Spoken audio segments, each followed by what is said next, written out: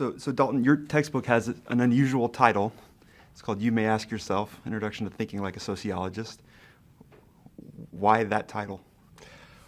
Well, I love the song by the Talking Heads, but it also, I think, picks up on what C. Wright Mills said the task of sociology is, which is to make our personal troubles connected to public issues, or another way, to show us at the intersection between biography and history.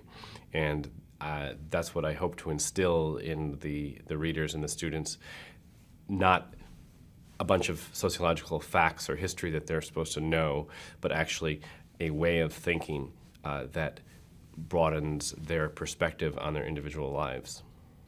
What are some of the issues that you're interested in now?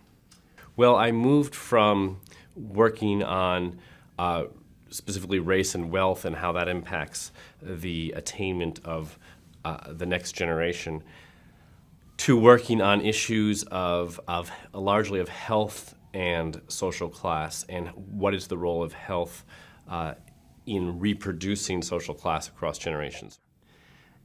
When you started to think about the revision for the second edition of the book, came up with this idea to interview sociologists and other social scientists, what was your goal for these interviews, and why did you pick the people that you did?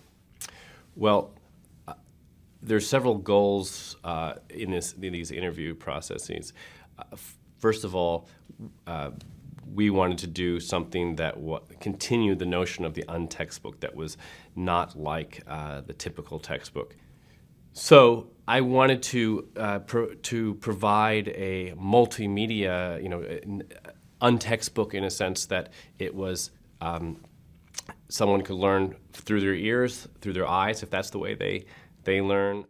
I wanted to pick some of my basically favorite researchers who could do it and were able. I couldn't get obviously to everybody whose research I admire and like, and I guess that's what future editions are for. But I've really enjoyed this process of talking to people on the record about how they came about their research, to humanize this process that I think to undergrads might seem very externalized and obscure and obfuscated, to make them realize that there actually is this career called being a sociologist, and you can actually make a living asking fun, interesting questions, whether that's about hooking up culture in college, or fag discourse, or human genetic debates, or how people get involved in social movements. I think it's a great job and a great profession to be able to just ask interesting questions and seek the answers.